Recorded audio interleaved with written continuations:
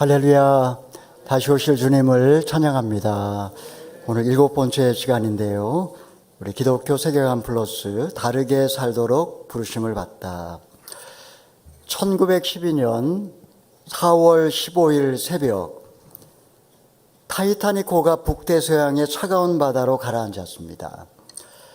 최고의 기술, 최고의 설계, 당시 과학기술 문명의 결정체라고 불릴 만큼 그런 정말 대단했던 배였습니다.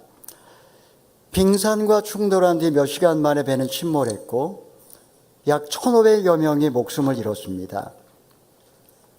인간은 자신이 만든 기준과 기술을 절대화할 때가 있습니다. 자신만만한 그런 어떤 인본주의의 그런 때에 일어난 일이라고 할 수가 있습니다. 이 사건은 우리에게 묻습니다. 무엇이 우리를 안전하게 지켜줄 것인가? 세상에 과연 절대적인 기준이란 무엇일까? 오늘날 많은 사람들이 그렇게 내가 많이 아는 것을 지혜라고 그렇게 말을 하고, 빨리 앞서가는 것을 성공이라고 그렇게 여기고, 안정과 지위를 내 삶의 목적으로 그렇게 여깁니다. 내가 무엇을 믿는가 못지않게 중요한 것은 무엇을 내가 삶의 기준으로 여기며 살아가는가 하는 겁니다.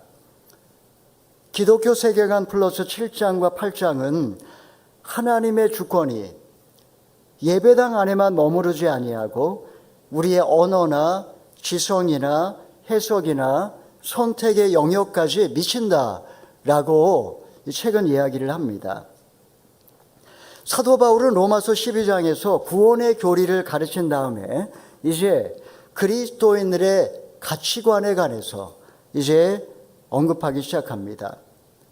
복음을 믿었다면, 복음을 깨달았다면 우리의 삶이 달라져야 한다라는 겁니다. 그렇다고 해서 바울이 당장 행동을 이야기하지는 않습니다. 가장 먼저 이야기하는 것은 바로 예배의 기준이 달라져야 한다라는 겁니다. 누구를 예배할 것인가? 이게 분명하다면 생각의 기준이 바뀌게 되고, 그리고 생각의 기준이 바뀌면 그러면 우리의 관계와 공동체의 기준이 바뀌게 된다라고 이야기를 합니다. 한마디로 말하면 복음이라고 하는 것은 천국에 가는 티켓을 얻는 것이 아니라 우리의 삶의 세계관의 변화다. 그렇게 이야기하는 겁니다. 여러분, 우리는 교회 안에서는 하나님을 말하면서도 실제 세상 속에서는 세상 사람들의 기준으로 그렇게 살아가곤 합니다. 입술로는 하나님의 뜻을 말하면서도 실제 선택의 순간에는 나의 유익이 먼저 앞서곤 합니다. 생각은 세상 사람들과 다르지 않고 판단의 잣대는 여전히 세속적일 수 있습니다. 오늘 스스로에게 묻지 않을 수 없습니다. 나는 과연 세상 사람들과 구별되게 살고 있는가? 이 시간에 우리는 본문 말씀을 통해서 우리 그리스도인들이 세상 사람들과 구별되는 세 가지 기준에 관해서 이 시간에 함께 말씀을 나누어 보려고 합니다. 첫 번째는 예배의 기준입니다. 누구를 예배할 것인가 하는 겁니다. 우리 1절의 말씀 읽어보겠습니다. 시작. 그러므로 형제들이여, 내가 하나님의 자비하심으로 여러분에게 권합니다. 여러분의 몸을 하나님께서 기뻐하시는 거룩한 산제물로 드리십시오. 이것이 여러분이 드릴 영적 예배입니다. 자, 바울은 하나님의 자비하심을 먼저 이야기를 합니다. 신앙이란 인간의 결단이 아니고 하나님의 자비가 먼저라는 겁니다. 하나님의 자비하심으로 여러분을 권합니다. 하나님이 우리를 불쌍히 여기셨고 우리를 건져주셨고 그리고 우리를 사랑하셨습니다. 예배란 어떤 종교적인 의무가 아니라 자비에 대한 응답이라고 할 수가 있습니다. 더 나아가서 바울은 나의 몸을 하나님께 드리라고 말합니다. 몸이란 단지 그냥 그저 육체를 말하는 것이 아니라 우리의 삶 전체를 말하는 겁니다. 시간도, 재능도, 노동도, 생각도, 언어도, 관계도, 습관도, 소비도, 선택도, 우리의 일상의 모든 삶을 하나님에게 바치라, 이런 의미라고 할 수가 있습니다. 우리는 예배라고 한다면 그냥 그저 일상의 의례로 축소합니다. 수요 예배 나오고 주일 예배 성수하고 이 정도 생각하는 거죠. 바울은 예배를 존재의 방향이라고 가르칩니다.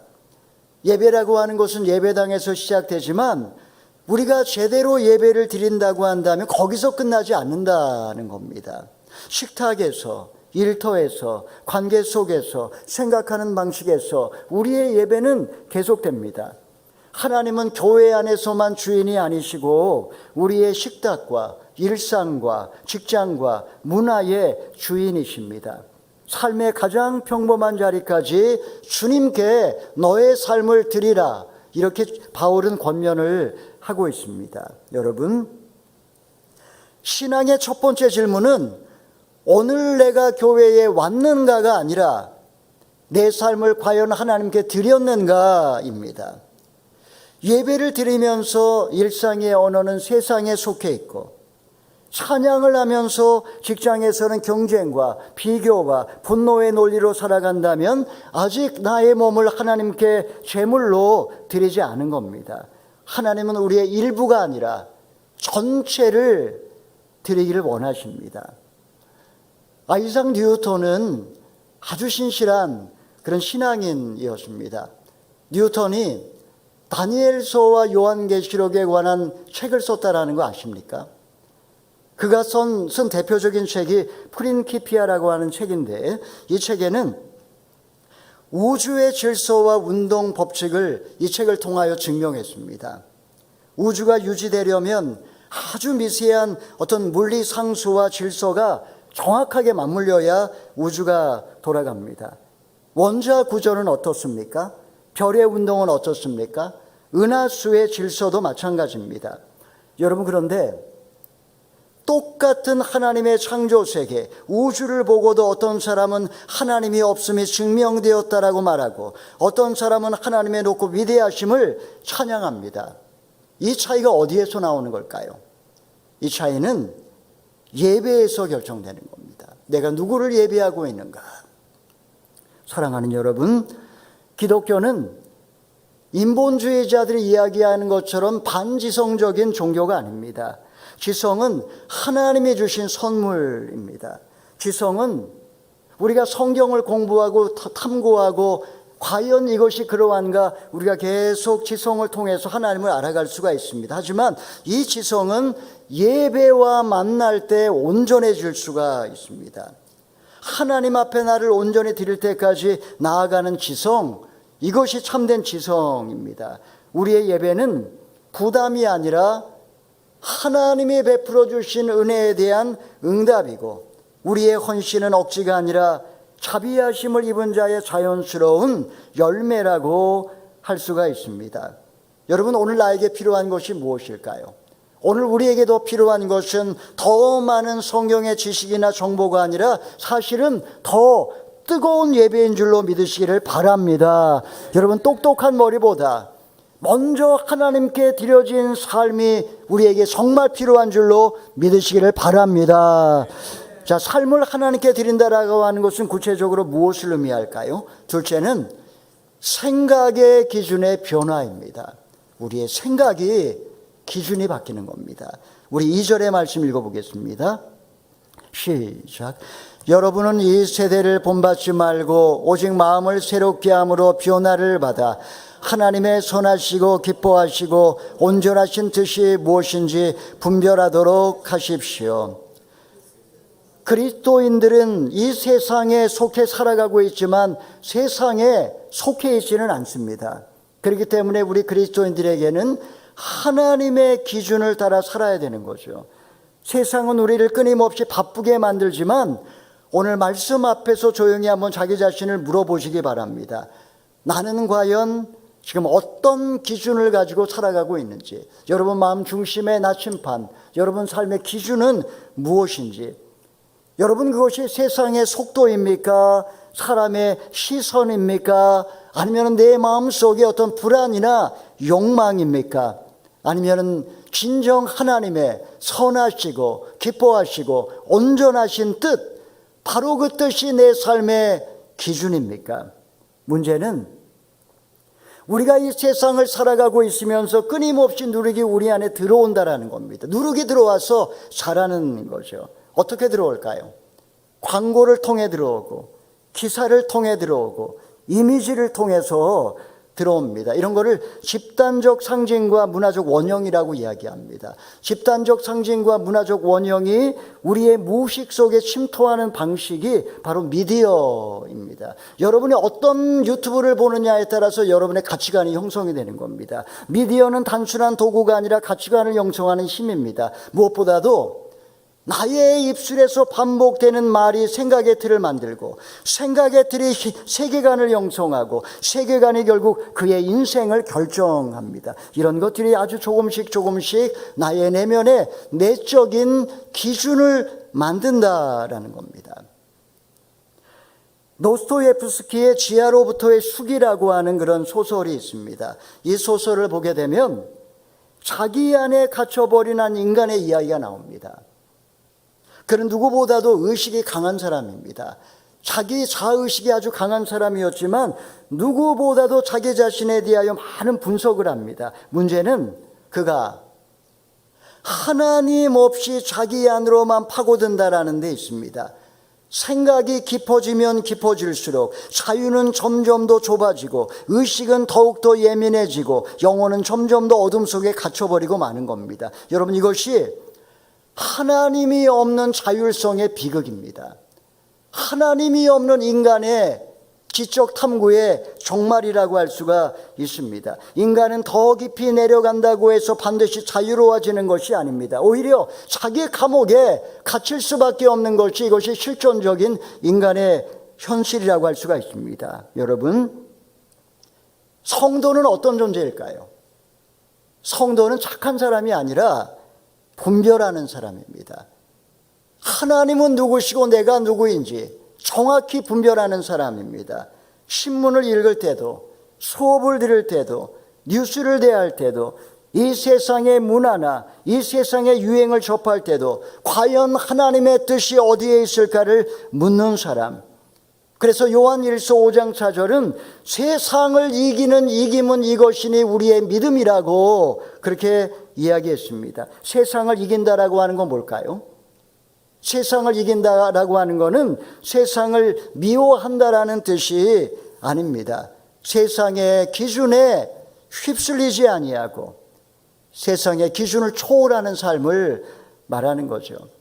성령께서 하나님의 말씀으로 우리의 마음을 밝혀주실 때 우리는 비로소 세상이 당연하다고 말했던 것을 다시 한번 묻게 되고 하나님의 뜻을 우리는 분별할 수가 있는 것입니다. 자, 마음이 새로워진 사람은 자신을 어떻게 보게 될까요? 우리 3절의 말씀 읽어보겠습니다. 시작. 나는 내게 주신 은혜를 힘입어 여러분 각 사람에게 말합니다. 여러분은 마땅히 생각할 그 이상의 생각을 품지 말고 오직 하나님께서 각 사람에게 나눠주신 믿음의 분량대로 분수에 맞게 생각하십시오. 여러분, 마음이 새로워진다는 것은 뭘까요? 바르게 분별한다는 겁니다.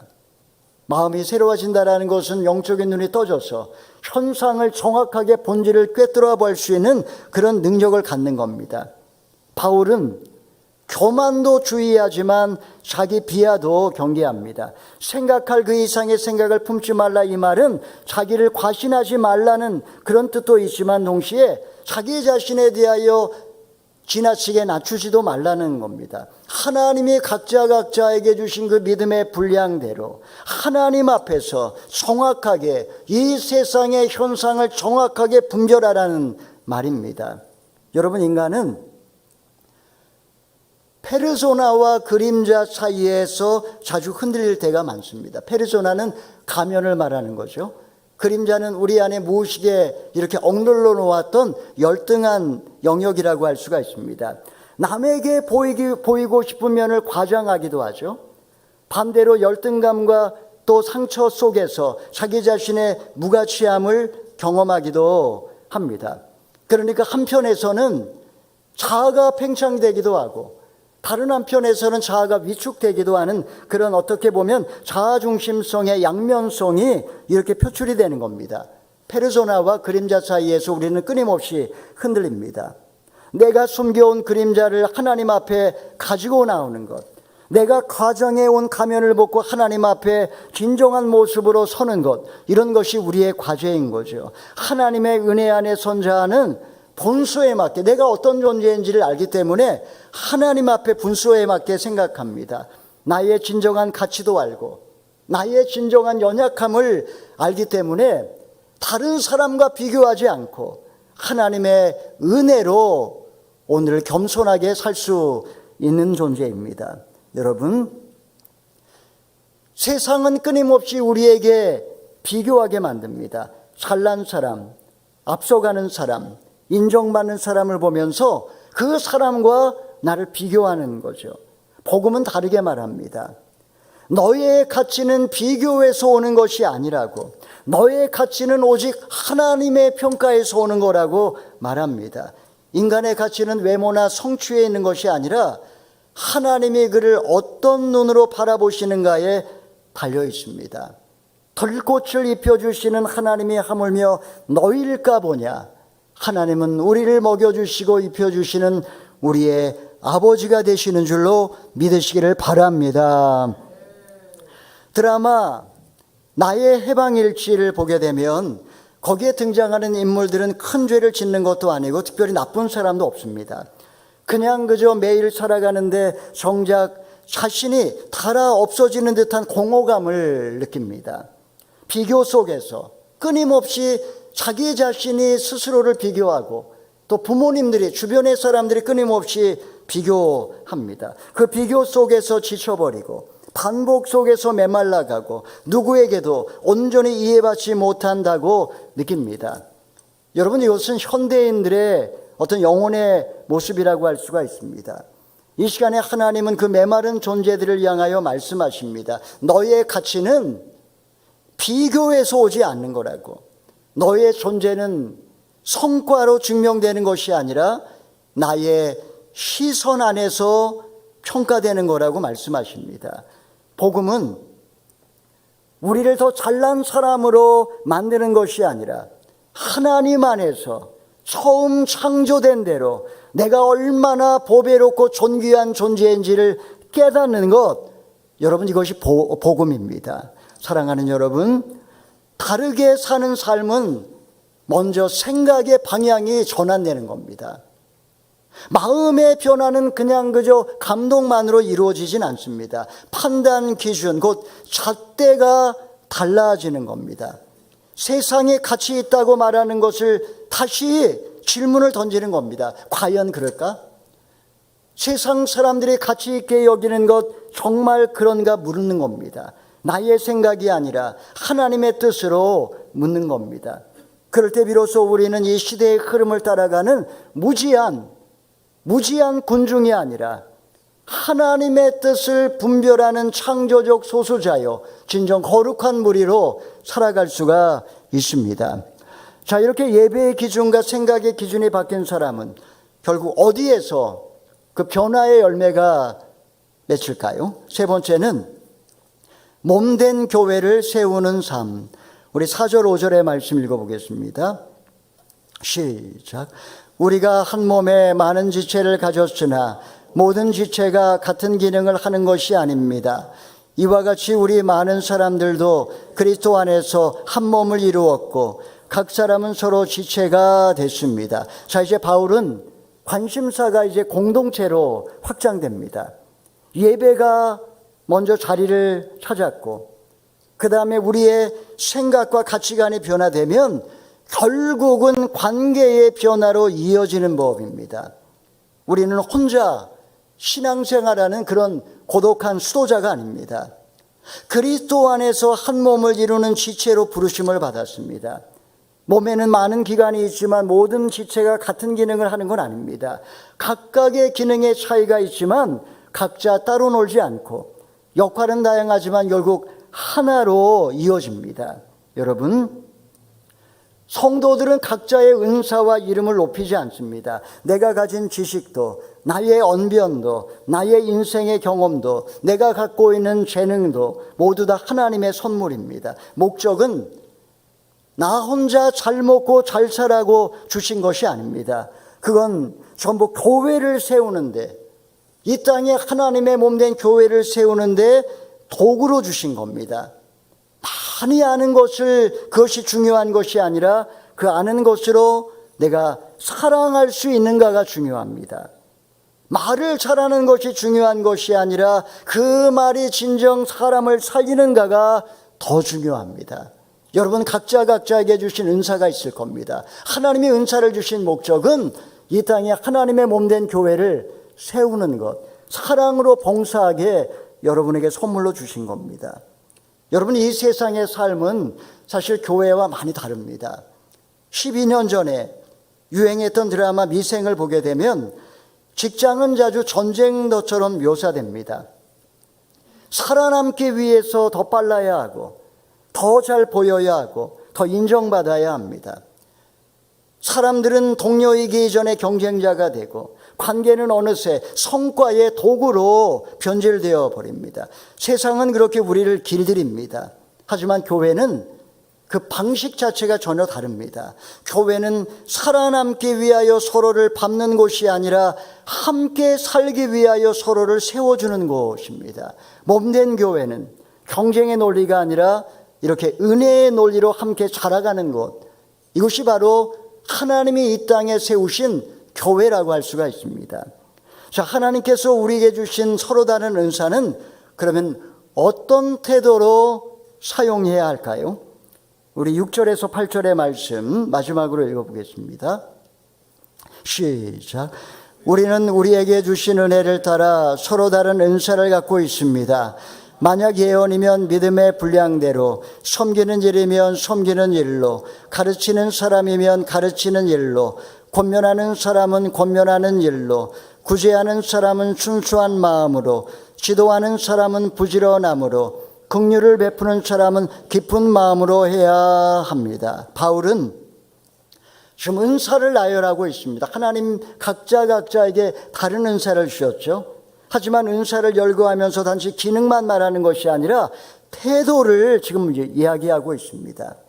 내가 어떤 은사를 받았는지 사람마다 다 다르지만 더 중요한 게 있다는 겁니다. 하나님이 여러분에게 은사를 주셨죠. 하지만 더 중요한 것은 그 은사를 어떤 태도로 은사를 사용할 것인지입니다. 은사를 순수한 마음으로, 부지런한 마음으로, 기쁜 마음으로, 감사함으로 섬기라는 겁니다. 하나님은 우리가 무엇을 하느냐보다 어떤 마음으로 하느냐를 보십니다. 그러니까 은사는 자랑거리가 아니라 맡겨진 책임입니다. 드러내는 도구가 아니라 섬기는 통로라는 거죠. 향유를 부은 여인을 사람들은 낭비로 보았지만 예수님은 예배로 보았습니다. 전혀 다른 관점으로 향유 붓는 여인을 보았습니다. 세상은 이게 얼마나 효율적인가를 묻지만 하나님은 이것이 과연 누구를 향한 것이며 어떤 마음으로 드렸는가를 물으시는 겁니다. 여러분 이런 것을 잣대라고 이야기합니다. 기준. 예배의 기준이 바뀌고 우리의 생각의 기준이 바뀌면 은사를 사용하는 기준도 바뀝니다. 더 이상 내가 얼마나 인정받는가가 아니라 과연 이것이 몸된 교회를 세우는가를 고민하며 그렇게 은사를 사용합니다. 여러분, 하나님께서 여러분에게 어떤 은사를 주셨습니까? 가르치는 사람도 있고 섬기는 사람도 있고 위로하는 사람도 있고 긍휼을 베푸는 사람도 있습니다. 중요한 것은 남의 은사를 부러워하는 것이 아니라 나에게 주신 은사를 하나님 앞에 얼마나 충성스럽게 사용하고 있는가 하는 겁니다. 내가 선 자리가 때로는 작아 보일 수도 있습니다. 몸에는 눈에 잘 띄지 않는 지체도 필요하고 눈에 잘 띄지 않는 지체가 훨씬 더 중요할 때도 있습니다. 우주가 저절로 유지되는 게 아닙니다. 눈에 보이지 아니하는 상수와 힘, 미세한 균형과 질서가 무너지지 않기 때문에 우주가 운행되는 거죠. 교회도 마찬가지입니다. 목회자 몇몇 사람에 의하여 교회가 세워지는 것이 아닙니다. 이름 없이 섬기는 손길, 눈물로 기도하는 무릎, 조용히 권면하는 한마디, 기쁜 마음으로 베푸는 자비의 마음, 이런 것 한 가지 한 가지가 모여서 공동체를 떠받칩니다. 성도의 성숙이란 복음 안에서 얼마나 나 자신을 비워서 다른 사람을 살리고 있는가, 바로 여기에 달려 있는 겁니다. 사랑하는 여러분, 다르게 산다라는 건 뭘까요? 다르게 산다라고 하는 것은 특별한 사람처럼 보이는 것이 아닙니다. 다르게 산다라고 하는 것은 하나님의 뜻을 따라 영혼을 살리며 섬기며 살아가는 삶을 말하는 겁니다. 성경을 캐논이라고 이야기하죠. 정경이라고 이야기를 합니다. 캐논이라고 하는 것이 바로 잣대, 자를 의미하는 겁니다. 예배의 잣대가 바뀌면 우리의 생각이 바뀌게 되고, 내가 누구를 예배하느냐에 따라서 우리의 생각이 결정이 된다는 겁니다. 그리고 나의 생각의 잣대가 바뀌기 시작하면 우리의 관계가 바뀝니다. 나의 생각이 바뀌면 내 주변 사람들을 대하는 태도가 달라지고, 나의 관계의 잣대가 바뀌게 되면 이제 그때부터 공동체를 세우는 삶으로 변화되는 겁니다. 이것이 복음을 통하여 변화된 새로운 인간상의 모습인 줄 여러분 믿으시기를 바랍니다. 4월 15일, 이날은 서로 다른 두 인물을 함께 떠올리게 하는 날이기도 합니다. 한 사람은 1452년 태어난 레오나르도 다빈치입니다. 그는 화가이면서 과학자였고 예술가이면서 신실한 그리스도인이었습니다. 그는 하나님이 만드신 창조의 세계를 보면서 하나님의 영광과 주권을 묵상하고 그것을 그림으로 그려냈습니다. 또 한 사람은 1980년 세상을 떠난 장폴 사르트르입니다. 그는 하나님이 없이도 인간 스스로 의미를 만들어야 한다고 말했던 무신론자였습니다. 4월 15일이라는 날짜 위에 한 사람은 하나님이 창조하신 세상의 신비와 질서를 바라보고 있었고, 그리고 다른 한 사람은 하나님이 없는 자유 속에서 인간의 허망한 실존을 붙들려고 했던 사람이었습니다. 여러분, 오늘 우리도 갈림길에 서 있습니다. 나는 지금 하나님이 만든 질서 안에서 살아가고 있는가? 아니면은 하나님을 믿는다고 하지만 여전히 내 기준으로만 의미를 만들어가고 있지는 않은가? 오늘 보면은 우리에게 던져지는 이런 실존적인 질문이라고 할 수가 있습니다. 여러분, 진정 내 마음속에는 어떤 기준이 있습니까? 그것이 세상의 언어입니까? 하나님의 말씀입니까? 나의 이름입니까? 하나님의 영광입니까? 내 마음의 불안입니까? 아니면 진정 하나님의 선하시고 기뻐하시고 온전하신 뜻입니까? 사랑하는 여러분, 주님은 오늘 우리를 초청하십니다. 나의 생각을 주님께 드리라고, 나의 온 인생을 바치라고, 나의 모든 판단 기준을 주님께 맡기라고, 그리고 다시 관계를 맺자고, 나의 인생 전체를 하나님께 산제물로 드리라고 말씀하십니다. 그럴 때 무슨 일이 벌어질까요?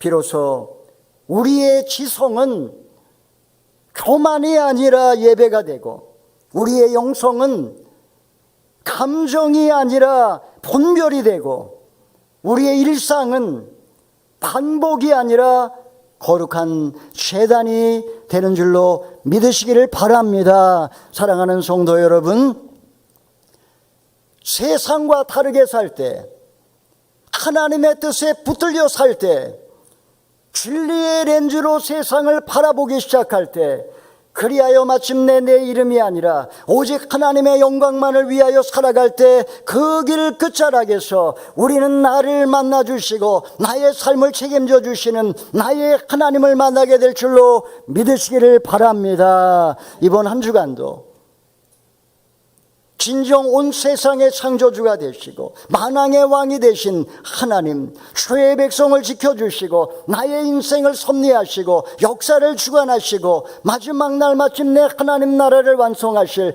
그 하나님만을 바라보고 승리의 깃발 되신 주님을 소망하며 그렇게 믿음으로 사시는 저와 여러분 다 되기를 주님의 이름으로 축원합니다. 아멘.